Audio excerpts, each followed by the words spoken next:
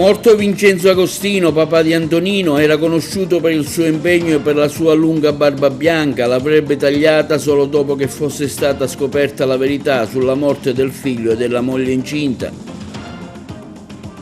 In arrivo alla questura di Agrigento 23 nuovi agenti per rafforzare l'organico, soddisfazione del sindacato dei poliziotti democratici e riformisti.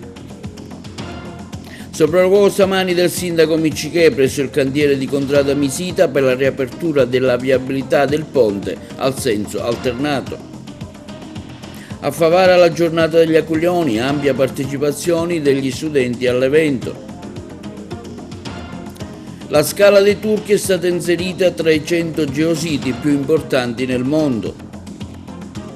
Manifestazione domani pomeriggio davanti al municipio di Agrigento in favore della legalità, dopo i recenti arresti avvenuti al comune. L'Agragas perde in casa contro il San Luca, la Pro Favara vince con l'Unitas Sciacca, 11ª vittoria consecutiva del Favara Academy nel campionato di terza categoria.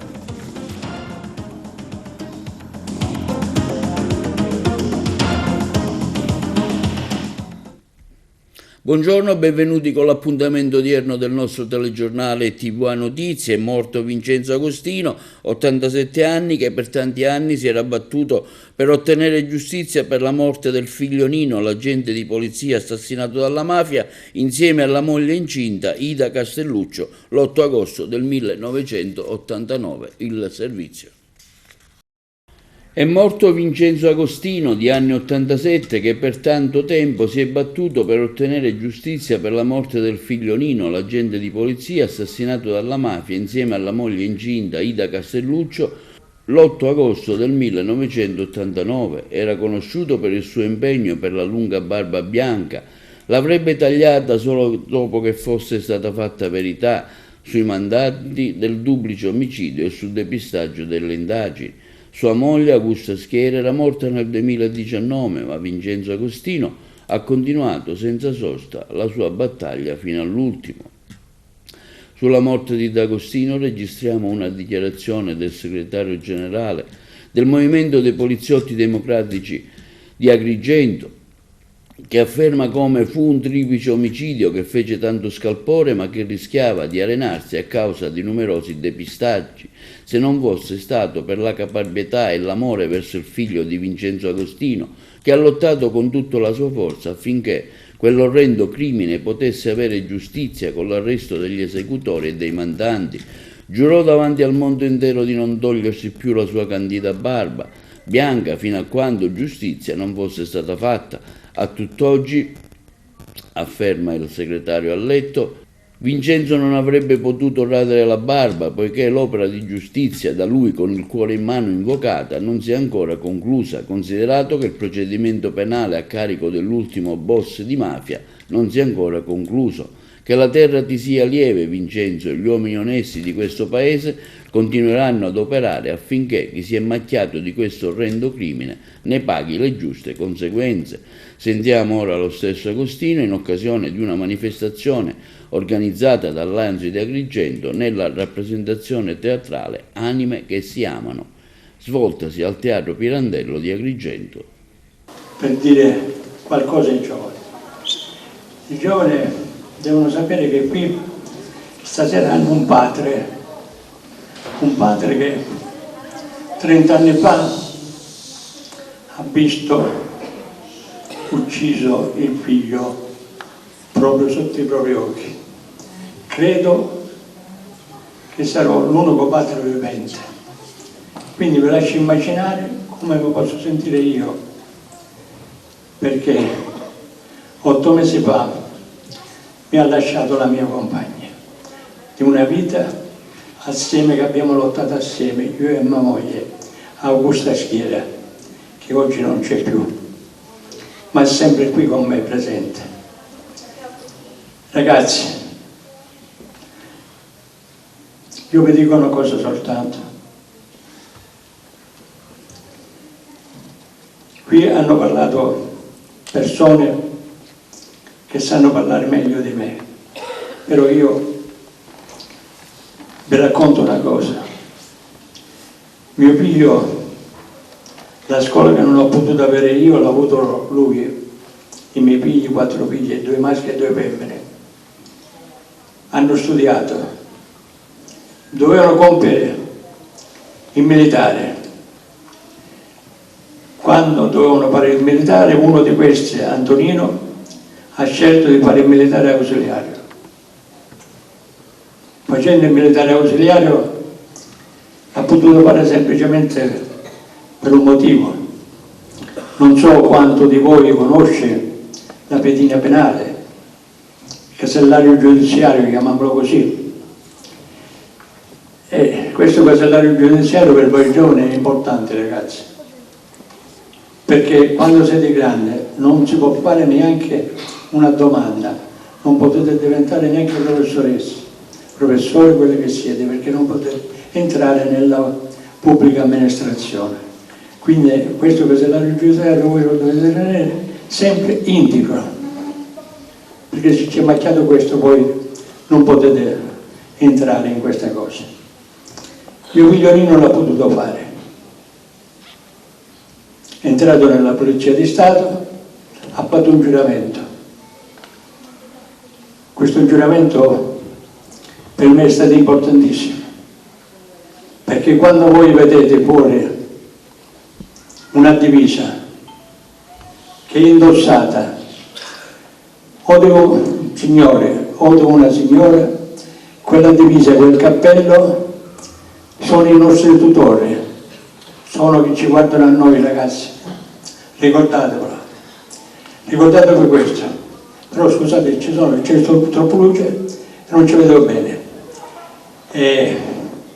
perché quelle non sono sbirri come chiamate, quelle sono uomini, donne che sacrificano la vita giorno dopo giorno, e quando vedete queste divise non le potete chiamare mai sbirri. Grazie. Ricordatelo. Grazie. Il Dipartimento della Pubblica Sicurezza ha pianificato l'invio di 23 operatori della Polizia per la Questura di Agrigento e le sue articolazioni per prima dell'estate. Soddisfazione viene espressa dal segretario generale provinciale del Movimento dei Poliziotti Democratici e Riformisti, Alfonso Imbrò. Il servizio. Il Dipartimento della Pubblica Sicurezza ha pianificato l'invio di 23 operatori di polizia per la Questura di Agrigento e le sue articolazioni per prima dell'estate. Soddisfazione viene espressa dal segretario generale provinciale del Movimento dei Poliziotti Democratici e Riformisti, Alfonso Imbrò. L'azione di sensibilizzazione effettuata dal sindacato MP in questi mesi sta ottenendo dei primi risultati. A breve giungeranno presso la Questura di Agrigento 15 agenti e altri 8 per la Polizia Stradale, per un totale di 23 operatori. Non dimentichiamo che la Questura di Agrigento è impegnata su 1000 più fronti, dall'immigrazione clandestina alla criminalità organizzata, e considerato che in questo periodo abbiamo avuto numerosi pensionamenti e trasferimenti, sicuramente è un'ottima boccata d'ossigeno che consentirà al questore di Agrigento, Tommaso Palumbo, di gestire con più risorse la sicurezza nella nostra provincia. Non possiamo non esprimere le nostre congratulazioni alla Segreteria Nazionale e al nostro segretario generale Antonino Alletto, attraverso il quale dimostriamo sempre di essere antesignani nel settore della sicurezza, finalizzata a fronteggiare i molteplici impegni che ci attendono. Non possono certamente passare inosservate le nostre segnalazioni anche alla stampa, dall'inasprimento dell'azione della criminalità che continua a cercare di insinuarsi nei gangli vitali della pubblica amministrazione, non per ultime le intimidazioni al sindaco di Palma di Montechiaro Castellino, a cui certamente va rivolto il sostegno delle istituzioni di questa provincia, a partire dalla Polizia di Stato, agli impegni che sono quasi alle porte, derivati da investimenti economici e di un sicuro maggiore flusso turistico che giungerà ad Agrigento per l'evento previsto per il 2025. Certo, questo è un segno di attenzione che apprezziamo e valutiamo, quale atto di serietà gestionale da parte del Dipartimento della Pubblica Sicurezza, e quindi nel nostro capo della Polizia, prefetto Vittorio Pisani. nonché dell'attuale governo che sta investendo con nuove ed essenziali assunzioni che consentiranno, se si continuerà con questa cadenza, a sopperire al cosiddetto turnover, confermando però che per Agrigento serve un decreto di elevazione per la questura attraverso il quale ottenere una dotazione organica maggiore rispetto a quella attuale. A Palermo sequestrati beni per circa 1 milione di euro a Leandro Greco, nipote di Michele Greco, detto il Papa. L'uomo arrestato dai carabinieri nell'ambito dell'operazione Cupola 2.0 è stato successivamente condannato per partecipazione all'associazione mafiosa Cosa Nostra con un ruolo direttivo. La corrispondenza da Palermo.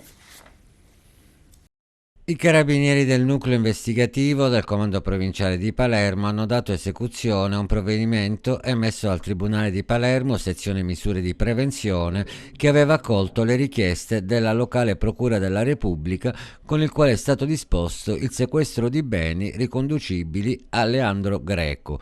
Leandro Greco, 34 anni, palermitano, è stato tratto in arresto nell'ambito dell'operazione di servizio denominata Cupola 2.0 nel dicembre del 2018, successivamente condannato con sentenza del dicembre del 2020 a 12 anni di reclusione per partecipazione all'associazione mafiosa Cosa Nostra con ruolo direttivo. L'attività investigativa e le dichiarazioni di alcuni collaboratori di giustizia hanno consentito di dimostrare come Leandro Greco, detto Michele, figlio di Giuseppe e nipote in linea diretta di Michele, detto il Papa, si è fatto promotore della riorganizzazione della commissione provinciale di Cosa Nostra, prendendo parte a numerosi incontri con esponenti di vertice di altri mandamenti.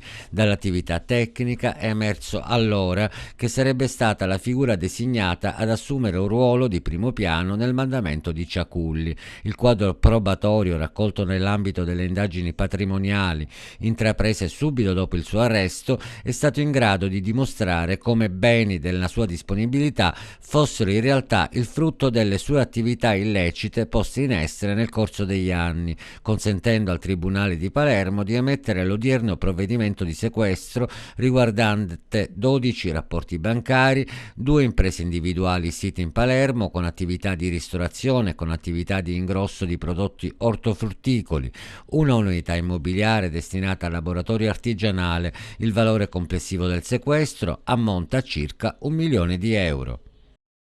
Sopralluogo stamani del sindaco della città Miccichè al cantiere di Contrada Misita dopo la protesta di alcuni giorni fa da parte dei cittadini residenti il servizio.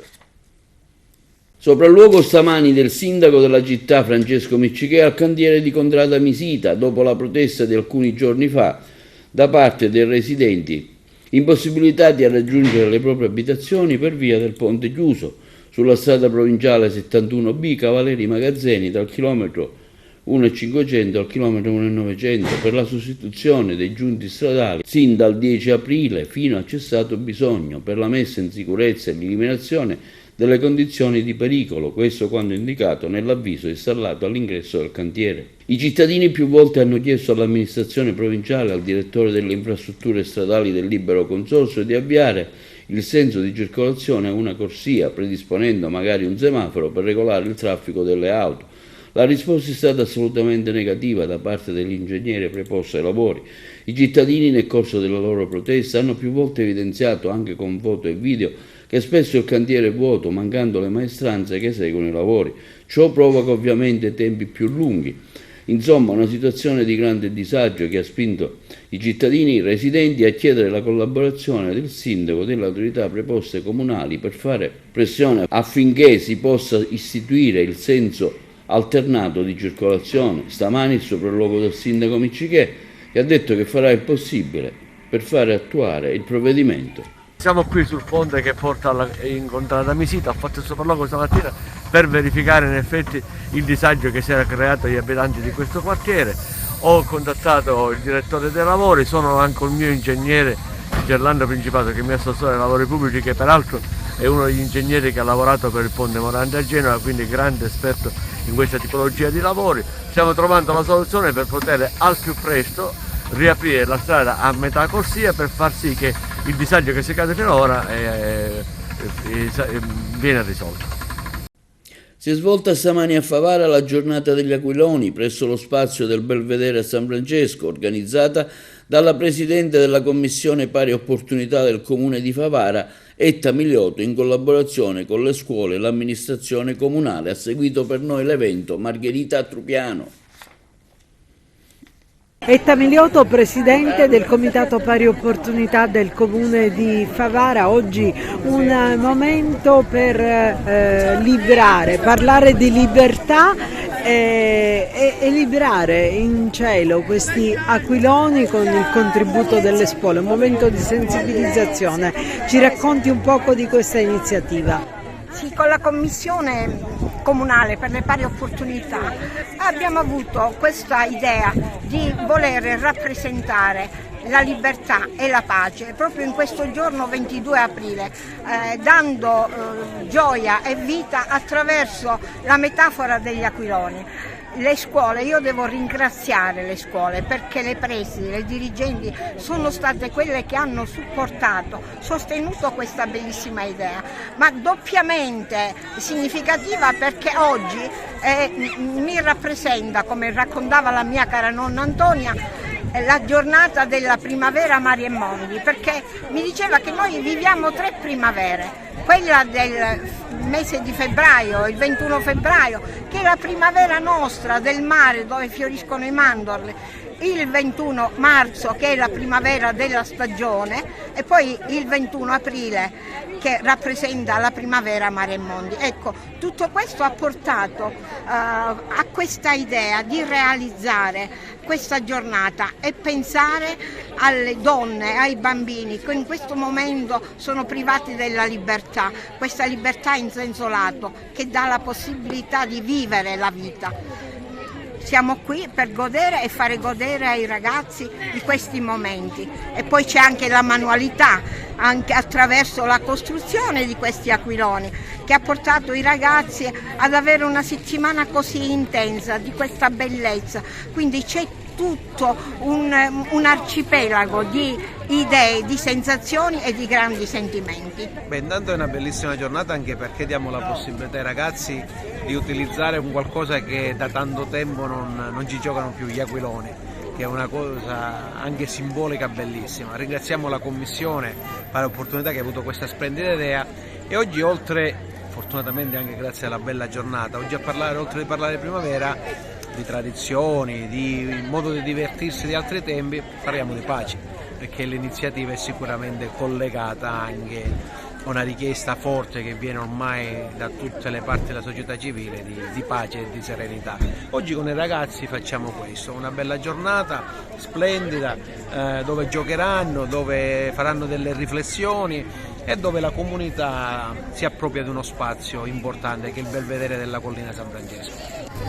Oggi i giovani si ritrovano intorno a un tema importante, la pace attraverso l'aquilone che è anche la rielaborazione di una tradizione. Sono tutti dei valori che comunque sono molto vicini agli insegnamenti della Chiesa. Assolutamente sì. Ogni occasione che ci richiami al tema della pace, al tema della libertà, al tema dei diritti, delle pari opportunità è sempre un'occasione che non dobbiamo perdere, soprattutto in questo periodo in cui i venti di guerra ci raggiungono e soffiano in maniera preoccupante. E il fatto che oggi si ritrovino qui tanti ragazzi con in mano un aquilone che rappresenta quell'ideale, quel bisogno di libertà, quel sogno che si affida al vento, ma anche quello strumento che cerca di combattere con il vento contrario e approfitta del vento contrario per rimanere sospeso, diventa quasi un paradigma di vita per queste future generazioni che affrontano la vita sapendo che andranno incontro al vento contrario, ma se lo sanno sfruttare bene potranno tenere il passo e tenere il volo. Le scuole ci sono, non potevamo dire di no, la scuola insieme al territorio costruisce ogni giorno la dimensione formativa e valoriale dei ragazzi e delle ragazze. Nella giornata internazionale della terra, proprio qualche giorno prima della grande manifestazione sulla resistenza, la scuola insieme al territorio ribadisce il suo no a tutte le forme di violenza e il suo sì a un percorso formativo di educazione, di legalità, di attenzione al territorio ed attenzione ai valori della Costituzione. Questa mattina appunto i nostri ragazzi sono stati protagonisti insieme ai loro aquiloni, un'importante occasione di cui ringraziamo la Commissione Pari Opportunità nella persona della Presidente e la dottoressa Etta Milioto, la Presidente del Consiglio Comunale di Favara, il Sindaco e l'amministrazione tutta. Li ringraziamo perché grazie appunto a questo evento i nostri ragazzi hanno avuto una doppia opportunità: da un lato cimentarsi con la loro creatività nella costruzione appunto dei loro aquiloni e dall'altro lato veicolare un importante messaggio di sostenibilità ambientale, di rispetto e di cura dell'ambiente, ma soprattutto un messaggio ancora più profondo di pace, ricordando tutti i bambini che nel mondo a causa delle guerre sono privati della propria spensieratezza e del diritto al gioco. La Scala dei Turchi di Realmonte è stata inserita tra i 100 geositi più importanti al mondo. Per l'occasione sono stati collocati 2 pannelli esplicativi che descrivono i processi geologici della falesia nell'area Belvedere, Scala dei Turchi e Monte Rossello lungo la strada provinciale. Le interviste al sindaco della città di Realmonte, Sabrina Lattuca, e ad Antonio Caruso, professore di paleontologia presso l'Università di Palermo. Sì, siamo sul Belvedere, FAI della Scala dei Turchi. Io ci tengo a ringraziare il professore Caruso, che è un ricercatore scientifico che da 37 anni studia questa scala e queste bellezze. Diceva lui prima che la scala ha 5.300.000 anni e questo è un'enormità che ci dice 2 cose. La prima è che a Realmonte è possibile anche assaporare immediatamente il passaggio addirittura delle ere, e la seconda è che necessita di una tutela sempre più forte. Io ho già chiesto al professore Caruso di entrare a far parte del comitato tecnico scientifico per la candidatura della Scala dei Turchi a bene UNESCO. Noi abbiamo già avviato delle interlocuzioni con il Ministero, abbiamo fatto diversi incontri e stiamo valutando l'ipotesi di inoltrare una candidatura al Ministero dell'Ambiente per renderla più in linea con la naturale bellezza e con la vocazione della Scala dei Turchi, che è certamente un volano di crescita dal punto di vista turistico, ma prima di ciò è un bene da tutelare ma anche da studiare. Noi immaginiamo a dei campus universitari, a dei protocolli con le università, insomma noi immaginiamo per la Scala dei Turchi un futuro dove insieme alla tutela ci sia uno studio e ci sia un vivaio di ragazzi, ecco, disposto, come ha fatto il professore Caruso in 37 anni, a dedicare la sua passione e la sua scienza a questi meravigliosi siti. Realmonte è anche bella perché nel giro di qualche centinaio di metri hai la possibilità di assaporare la Marna Bianca, di vedere la Calcarenite rossa, di vedere la macchia mediterranea, insomma una meraviglia della natura che è esplosa a Realmonte in tutte le sue sfaccettature, in tutte le sue bellezze. Io da primo cittadino non posso che sostenere, appoggiare e continuare con questo tipo di attività che per Realmonte saranno il futuro. La successione di Caporossello è uno spettacolo della natura. È una successione fatta da una formazione che si chiama Formazione dei Trubi, che è costituita, la cosa straordinaria, da microfossili, cioè il contenuto di questa successione è costituita essenzialmente da microfossili che si sono depositati in oceano, nel Mediterraneo, e hanno cominciato a depositarsi 5.300.000 anni fa. Questa sedimentazione è cominciata dopo che il Mediterraneo si era dessiccato completamente, infatti noi abbiamo i sali nella miniera di Realmonte che testimoniano questo. Quindi dopo il dessiccamento del Mediterraneo l'acqua è arrivata dall'Atlantico, ha depositato i sedimenti, tra cui questi microrganismi, che hanno cominciato a formare questa successione a quasi 1000 metri di profondità. Poi la tettonica l'ha portata su e oggi offre uno spettacolare panorama nell'area di Realmonte in cui si vede questa successione, e la cosa anche particolare di questa successione è che i cicli litologici, le variazioni che si vedono sono controllate da cicli astronomici. Queste caratteristiche hanno fatto sì, ho presentato la candidatura di Scala dei Turchi alla commissione IUCS, che è l'International Union Geoscience, e questa candidatura, tra i 100 siti geologici più importanti al mondo, è stata accettata. Questa successione è arrivata al 5° posto nelle successioni della stratigrafia e della sedimentologia. In Italia sono state accettate solo 2 successioni, una nelle Dolomiti e l'altra è Caporossello, Scala dei Turchi.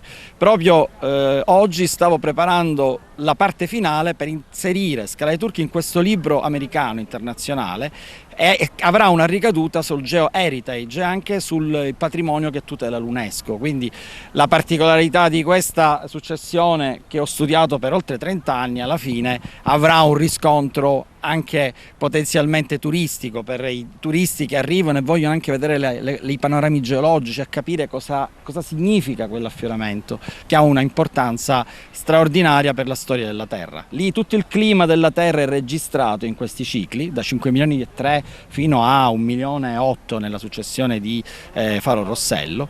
E la cosa importante che intendo dire anche è che noi abbiamo avuto un finanziamento PRIN-PNRR, l'Unione Europea ci chiede di pubblicizzare i nostri progetti di ricerca. Il progetto che ho avuto finanziato è sulle variazioni climatiche e la ricostruzione della CO2 di quell'intervallo, circa 4 milioni e 8 fino a 3 milioni di anni, e la successione che noi utilizzeremo per studiare questo è proprio Scala dei Turchi insieme a Eracle Amino. Quindi è un successo, un doppio successo, e spero che questo sia un meccanismo che serva a tutelare ancora di più questa successione. Mare Amico, in collaborazione con l'Istituto Tecnico Commerciale Leonardo Sciascia, ha provveduto a pulire la spiaggia di Maddaluse sabato scorso. L'Istituto ha messo a disposizione ben 235 studenti, in collaborazione con la ditta BRG dei fratelli Bruccoleri il servizio. L'Associazione Ambientalista Mare Amico di Agrigento, in collaborazione con l'Istituto Tecnico Commerciale Leonardo Sciascia, ha provveduto alla pulizia della spiaggia di Maddaluse lo scorso sabato.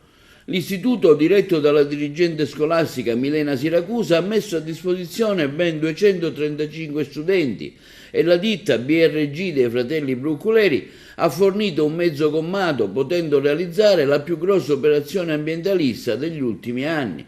Dalla spiaggia di Maddaluse sono stati prelevati 22 copertori insabbiati da diversi anni, rifiuti ingombranti, oltre 100 sacche di plastiche varie. Nella vicinanza scorre il fiume Agragas, uno dei luoghi più belli della nostra costa, che durante le piogge scaricano quantità di rifiuti che poi si ritrovano proprio nelle spiagge agrigentine.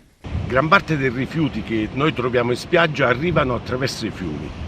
I fiumi raccolgono durante le piogge le discariche che hanno accanto e vomitano tutti questi rifiuti in mare. Poi le mareggiate le trasportano in spiaggia e noi li troviamo lì. Purtroppo le amministrazioni si occupano soltanto della pulizia superficiale degli arenili durante la stagione estiva, lasciando in spiaggia i rifiuti ingombranti. È compito delle associazioni e del volontariato andarle a raccogliere con l'aiuto degli studenti nell'ambito di un programma di educazione ambientale. E si terrà domani ad Agrigento, 23 aprile, alle ore 17, in piazza Pirandello, innanzi al municipio, una manifestazione pubblica per la legalità e la trasparenza a seguito degli arresti avvenuti recentemente, tra cui quella del capo della Polizia Municipale e di altri indagati. L'iniziativa è stata promossa dall'Associazione Civica Agrigento in Comune ed è finalizzata anche a conoscere quali provvedimenti siano stati adottati finora nel corso della legislatura per garantire legalità e trasparenza e se vi sono stati degli ostacoli che eventualmente abbiano impedito ciò. Linea alla regia per la pubblicità.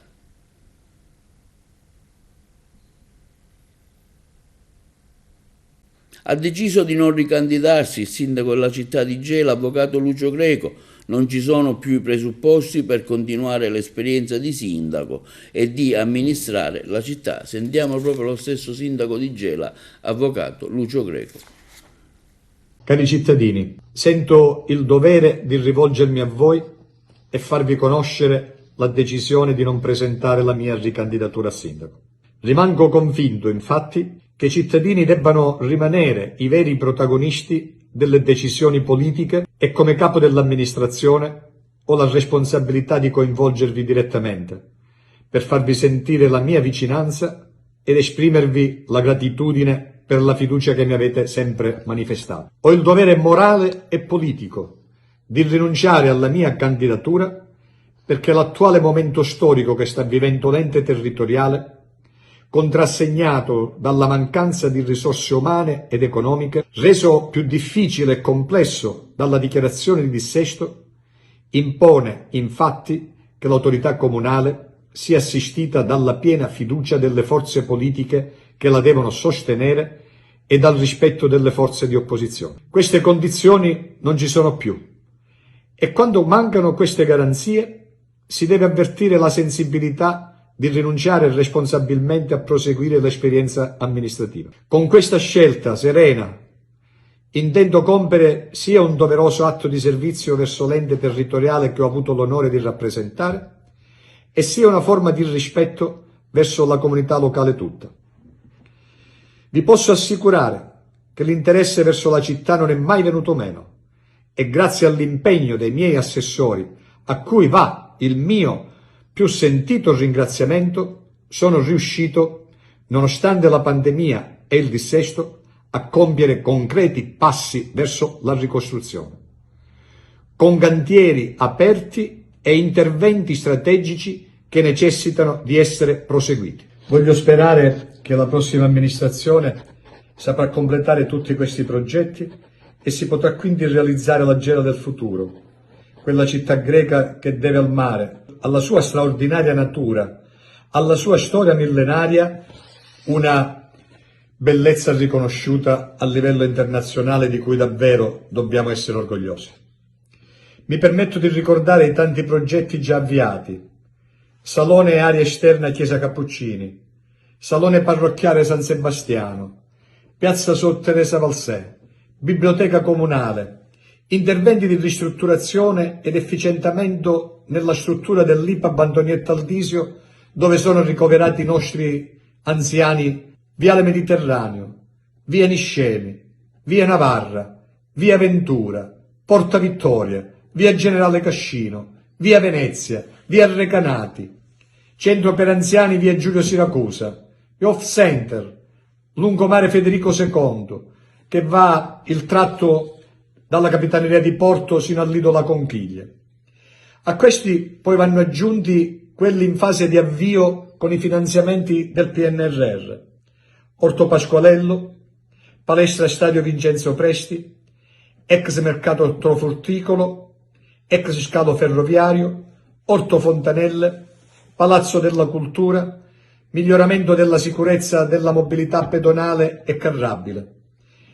E così tante vie: via Dalmazia, via Matteotti, via Istria, via Colombo, compreso il quartiere intorno a Piazza Toselli, il Parco Montelungo con la ristrutturazione della vecchia masseria.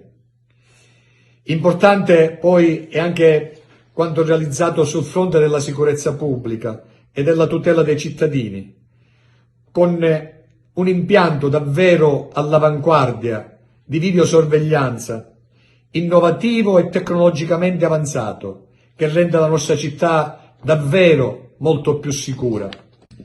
Rimane il rammarico che talvolta non si è riusciti a sostenere un dialogo proficuo con l'opposizione e spesso il dibattito politico è stato inquinato da un clima di livore e di rancore personale che ne hanno condizionato negativamente la normale dialettica politica.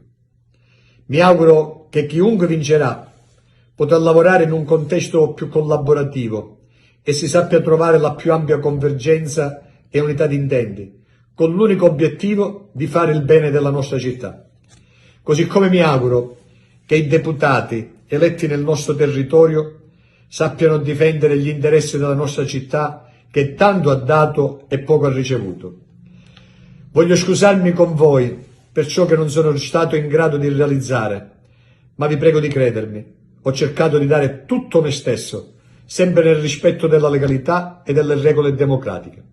Permettetemi di rivendicare un risultato sul piano morale. Mai Mai abbiamo approfittato del nostro potere per ottenere vantaggi di natura personale. Un grazie di cuore a tutti quelli che mi hanno collaborato in questo difficile percorso.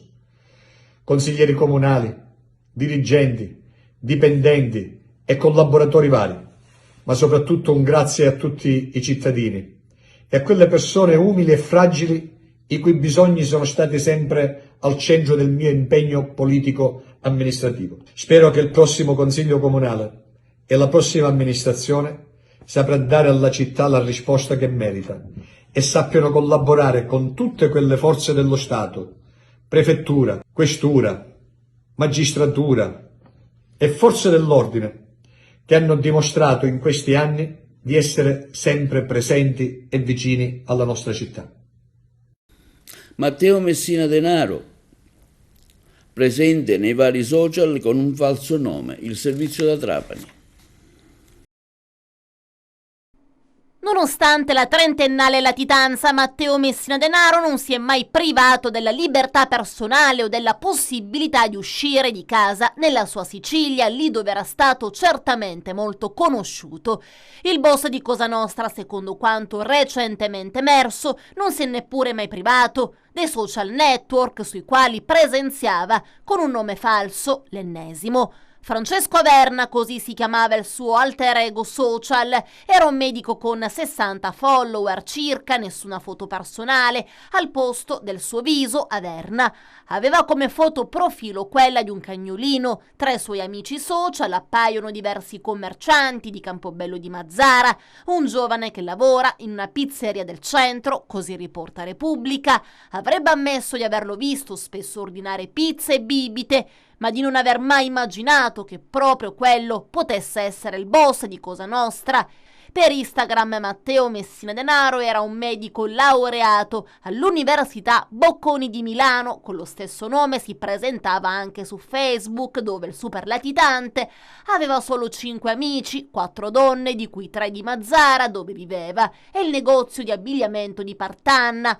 Le indagini condotte dal procuratore Maurizio De Lucia e dall'aggiunto Paolo Guido vanno però ben oltre social, lo scopo è infatti quello di ricostruire la latitanza trentennale del boss per capire quali luoghi frequentasse e se continuasse a viaggiare anche all'estero, con la stessa identità utilizzata sui social network. Messina Denaro si presentò anche al tecnico della lavastoviglie che riparò per lui l'elettrodomestico nella casa di via San Giovanni in Campobello. Secondo l'operaio infatti fu Andrea Bonafede a chiamarlo per chiedergli un intervento a casa del cugino. Secondo gli inquirenti, nome e cognome utilizzato sui social erano del tutto inventati e non erano parte di una identità ottenuta da un prestanome. Bonafede, invece, è stato già condannato a 6 anni e 8 mesi di reclusione per aver dato al boss la propria identità, ma anche per favoreggiamento. Per i pubblici ministeri Gianluca De Leo e Pierangelo Padova la condanna dovrebbe essere più pesante, con un capo d'accusa per associazione mafiosa. Fra le nuove carte depositate poi c'è anche una nota del ROS che racconta di Francesco Averna e della vita palermitana del latitante con Bonafede già nel 2012. I due infatti andavano a fare la spesa in una rinomata gastronomia di via d'Aita, a 2 passi dal teatro Politeama, alla luce del giorno. I sotterfugi portati egregiamente avanti con tanta spavalderia erano stati quasi motivo di vanto per Messina Denaro durante gli interrogatori in carcere dopo l'arresto del 16 gennaio 2023. Io telefonini non ne ho mai avuti, aveva raccontato il boss, perché sapevo che appena mi mettevo con la modernità andavo a sbattere. La nostra generazione non è che aveva il telefonino da giovane, quindi sapevamo come vivere anche senza. Nonostante le sue dichiarazioni però il boss fu fermato con ben 2 cellulari in tasca. Era solo per necessità che li avevo. Dopo la scoperta del tumore frequentavo ospedali e cliniche, diceva ancora, e ogni volta mi chiedevano un numero per eventuali comunicazioni. L'analisi dello smartphone però racconterebbe la sua fitta vita sui social, ora oggetto di un'indagine più delicata. Il boss di Cosa Nostra infatti non metteva post pubblici, ma era solito utilizzare la messaggistica privata. Le ricerche di Messina Denaro avevano già toccato e sopra social, in particolare Facebook, dove nel 2013 si sospettava che potesse comunicare con la sorella Anna Patrizia. La donna aveva scelto il nome di un'imprenditrice romana per il suo account, Lucilla. Poco prima dell'arresto aveva cancellato questo ed altri profili di sua proprietà, compresi i messaggi della posta privata. Sarà presentato oggi pomeriggio presso il Circolo Empedocleo di Agrigento il libro di Elio Di Bella, Raccontami Agrigento. L'iniziativa rientra nell'ambito dei 30 libri in 30 giorni. Sentiamo lo stesso Di Bella. Elio Di Bella, si presenta oggi l'ultima fatica editoriale Raccontami Agrigento, che è una serie di libri dedicati appunto alla nostra città, al Circolo Empedocleo, dalle ore 17 in poi. Sì, alle 17:30 presentiamo Raccontami Agrigento, è un'antologia. Nel tempo ho trovato molti testi di agrigentini che raccontano la loro vita nella nostra città in vari periodi, anche nell'Ottocento, ma soprattutto per esempio durante il periodo fascista, quando alla Rupa Atenea avvenivano fucilazioni, o durante il dopoguerra, quando alcuni a seguito dei bombardamenti hanno dovuto abbandonare la città e ci raccontano la loro tragedia, ma anche momenti lieti come nel dopoguerra la nascita di La Focetta e quindi le serate danzanti, fino a anni anche più recenti, e racconti quindi molto freschi, molto belli, originali e che ci parlano dell'anima della nostra città. È un testo di 400 pagine che credo piacerà e che presenteremo appunto oggi pomeriggio alle 17:30 al Circolo Culturale Empedocleo. Per l'occasione, concludendo, ho invitato 4 agrigentini a raccontarci com'era la loro vita negli anni giovanili a San Leone, nel Sottogas, a Rabbato e anche nel centro storico, in particolare a Santa Maria degli Angeli. Quindi sarà un pomeriggio a Marcord. È un'iniziativa che nasce nell'ambito di una manifestazione organizzata da Beni Culturali Sicilia in tutta la regione e denominata 30 libri in 30 giorni. Con l'appuntamento di oggi questa rassegna si conclude. Ci puoi anticipare gli ospiti, questi 4 ospiti? Sì, Benedetto Comparetto ci parlerà della San Leone nell'immediato dopoguerra. Alberto Todaro ci parlerà dei suoi anni giovanili nel Sottogas, Salvatore Indelicato invece appunto del quartiere Gioiusa, dove lui ha trascorso i suoi anni più belli, i suoi anni giovanili, e poi una signora, Giuseppina Mendola, ci parlerà delle sue esperienze a Rabbato, in particolare anche nella scuola Granata. Passiamo alle notizie sportive. Non finisce bene la partita dell'Akragas disputata ieri domenica contro il San Luca. La squadra di Deni perde infatti per 2-1.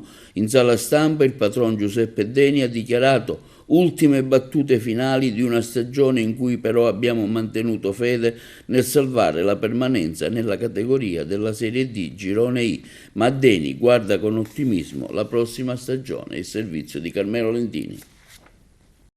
Quello visto all'Esseneto è stato l'Akragas più brutto della stagione, appagato dalla salvezza anticipata raggiunta, deconcentrato ed anche svogliato. In poche parole una squadra che sembra avere staccato la spina anzitempo, di contro un San Luca sicuramente più determinato, che guadagnando l'intera posta in palio e a 2 giornate dalla conclusione del torneo, adesso spera di raggiungere il Portici e magari raggiungere la salvezza evitando i play-out. Fame e determinazione della compagine calabra hanno inciso sul risultato finale, scatenando la rabbia dei pochi spettatori presenti allo stadio. E dire che la sfida era iniziata sotto i buoni auspici. Infatti al 12° un difensore ospite respinge nella propria area il pallone con il braccio. Rigore sacrosanto, fischiato dall'arbitro. Litteri spiazza il portiere Ianni. Vantaggio che sembra spianare la strada ai padroni di casa, ma non sarà così.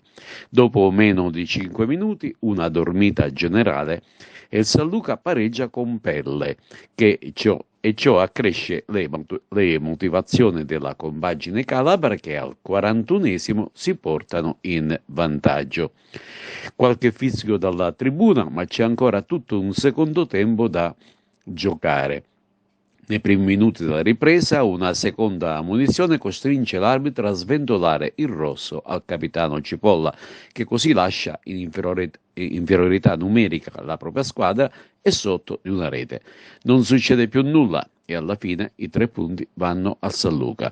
Malumore tra i tifosi ed anche in seno la dirigenza biancazzurra, che ordina la ripresa dei prossimi allenamenti sin da questo lunedì. Domenica infatti sarà sfida esterna sul campo del Siracusa ed ora spazio alle interviste di fine gara. Credo la partita più brutta, per non utilizzare altri termini, fatta dall'Agragas all'Esseneto. Credo che non ci sia stata partita più brutta veramente di questa in tutta la stagione. Ed è un peccato, perché io ho detto ai ragazzi, il fatto di aver raggiunto l'obiettivo della salvezza 2 settimane fa, questo certamente non comportava il fatto che noi potessimo mollare o permetterci di fare questo tipo di prestazioni. Invece è andata così e questo mi dispiace tantissimo, perché vuol dire che io sicuramente per primo ho sbagliato qualcosa e i ragazzi però insieme a me è giusto che ho tanti giocatori di esperienza, è giusto che insieme a me si prendano la responsabilità di quello che è accaduto oggi, perché proprio in casa, proprio tra le nostre mura, questo tipo di prestazione non è mai accaduto. Oggi è stato anche per me, dalla panchina, davvero vedere una partita del genere. Io non ho riconosciuto assolutamente la mia squadra. Cosa è mancato, mister? La fame? No, ma è mancato soprattutto l'atteggiamento di giocatori professionisti, giocatori che devono sempre tenere un atteggiamento umile anche in queste occasioni, anzi forse ancora di più. Noi volevamo come obiettivo tentare di fare più punti possibili, quindi oggi era una grande opportunità, perché giocavamo contro una squadra che sulla carta doveva essere inferiore come mezzi rispetto a noi, invece alla fine loro per fame, determinazione, per organizzazione credo che siano stati assolutamente superiori, quindi la sconfitta è assolutamente meritata e non voglio aggiungere altro. Post gara Agragas San Luca, in sala stampa Giuseppe Deni, che sicuramente ha amareggiato per la sconfitta. Ma diciamo che sono le ultime battute finali di una stagione in cui abbiamo mantenuto fede alla promessa iniziale, quella di salvare la categoria, e da qualche settimana ci siamo riusciti. È chiaro che oggi mi aspettavo da parte dei ragazzi una prestazione diversa, perché al di là poi del risultato noi siamo l'Agragas, per cui invece oggi credo che i ragazzi erano già con la mente in villeggiatura, per cui oggi abbiamo dato disposizione, diciamo così, al settore tecnico di domani fare allenare la squadra, di fare capire ancora ci sono 2 settimane e vogliamo che l'Agragas concluda il campionato sudando la maglia, quella gloriosa maglia che merita il rispetto. Siamo a fine campionato, salvezza acquisita. Che stagione è stata per l'Agragas? È stata una stagione travagliata, perché il pubblico agrigentino è un pubblico di bocca buona, in qualsiasi categoria l'Agragas militasse bisogna sempre fare una compagine che lotta per la vittoria finale, ed è chiaro che quest'anno, che per noi è un anno di transizione, è un anno dove dovevamo consolidare la categoria, abbiamo fatto l'esperienza e abbiamo deciso che se il mio gruppo sarà ancora in Agragas, e credo che ci sarà, l'anno prossimo alzeremo un po', diciamo così, la barriera per fare un campionato da protagonisti. State già lavorando per la prossima stagione? Assolutamente sì, e per questo avevo chiesto alla squadra un ulteriore impegno di fine stagione, perché noi stiamo lavorando bene, con risultati buoni, ad allargare la base societaria, e avevamo bisogno del supporto della squadra per poter dire: signori miei, noi siamo l'Agragas, l'anno prossimo dobbiamo alzare per forza il tiro, se no i risultati sono questi. pubblico che non viene a vedere allo stadio i giocatori dell'Agragas, per cui diciamo che si rischia di fare altri campionati anonimi, ecco. E noi invece vogliamo fare un campionato, il prossimo campionato sicuramente, e questo lo posso affermare, rimanendo noi in Agragas, e come dicevo prima abbiamo tutta la volontà di rimanere, sarà un campionato da protagonisti. Il futuro dell'Agragas passa da cosa? Ma il futuro dell'Agragas passa, noi abbiamo un progetto in testa, e diciamo che lo renderemo pubblico nei prossimi giorni in quelle che sono le sue dinamiche, i suoi aspetti più diciamo così importanti.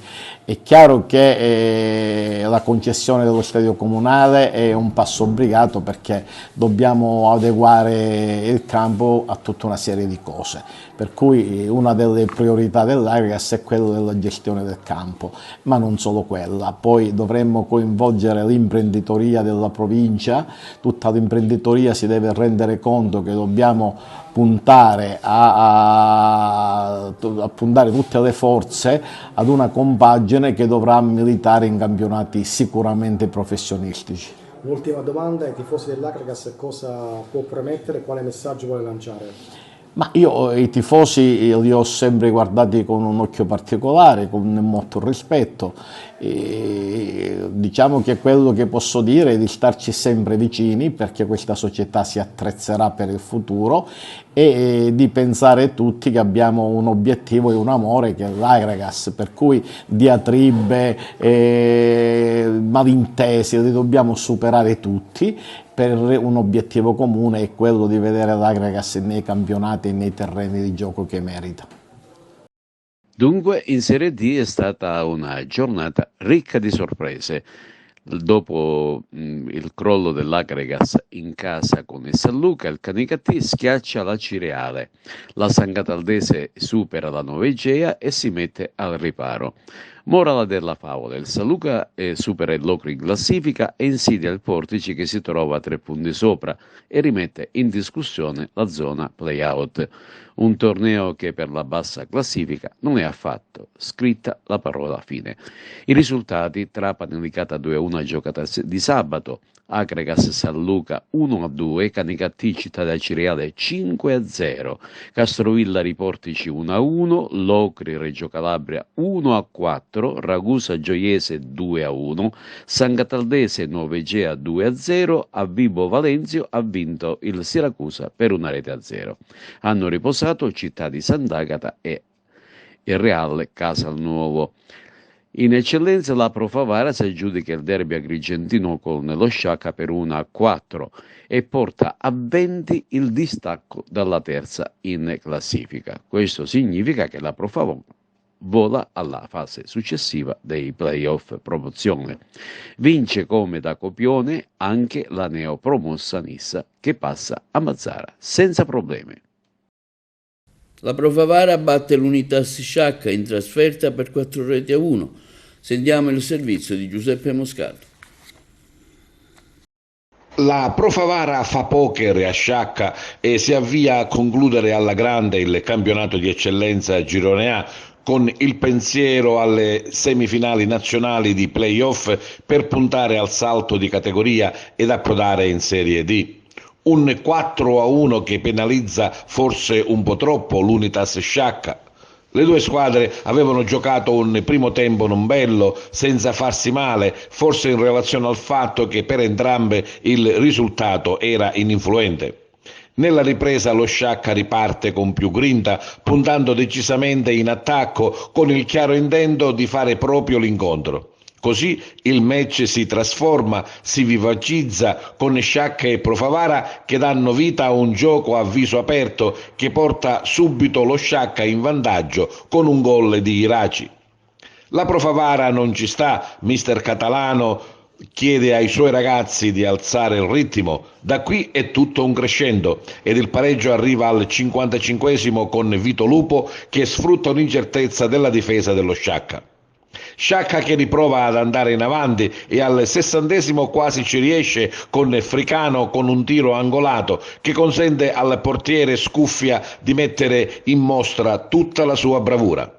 Ma è la Pro Favara a dilagare, prima con la Piana dal limite, poi con Lucarelli appena entrato, che grazie alla sua impressionante velocità si rende protagonista di numerosi contropiede, ed infine con l'ottimo Vito Lupo che realizza una doppietta e porta a 4-1 il risultato finale.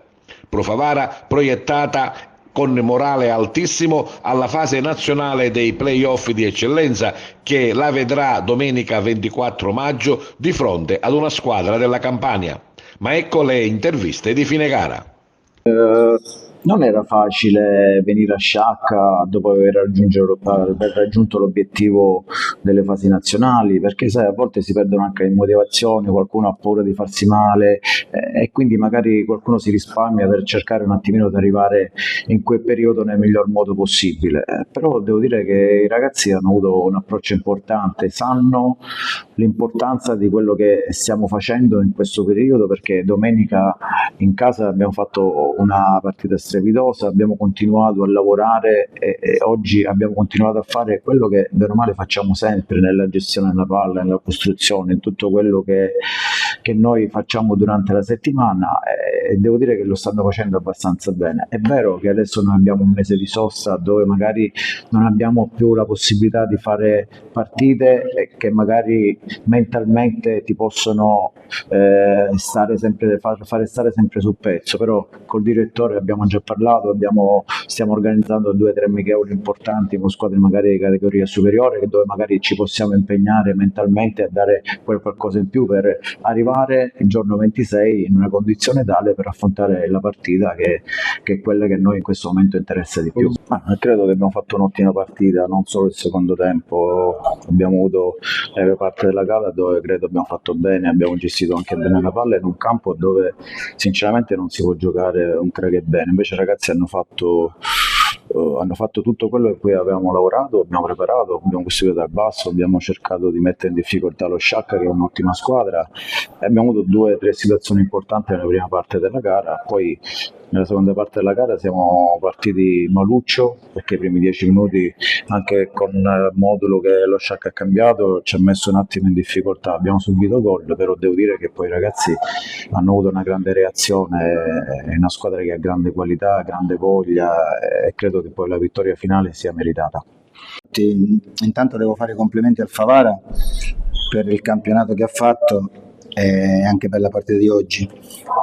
Sapevamo che incontravamo una delle squadre più forti del campionato, dopo aver fatto credo un primo tempo non buono, perché non ero contento eravamo molto contratti, non riuscivamo a esprimerci e nel secondo tempo ce la siamo giocata diversamente e onestamente devo dire che abbiamo fatto 20 minuti, 25 minuti veramente buoni dove siamo andati in vantaggio, abbiamo avuto 2 volte la palla per poter raddoppiare e poi purtroppo, come capita spesso nelle ultime partite, non si può regalare a una squadra come il Favara 2 gol su 2 calci da fermo. Questo è il rammarico più grande, perché purtroppo vanifichi tutti i sacrifici fatti. Noi purtroppo lì davanti facevamo fatica perché abbiamo perso Niosi, abbiamo perso Baldeno, stava bene, stesso ragazzino Samuel si è allenato una volta soltanto questa settimana, quindi eravamo lì davanti, avevamo qualche problema di troppo, però ce lo siamo giocati alla grande. Dispiace perché volevamo chiudere e dare una soddisfazione al nostro pubblico, dovevamo chiudere diversamente e poi purtroppo ancora una volta abbiamo regalato un altro gol, quindi quando tu hai una squadra forte come il Favara fai questi regali è normale.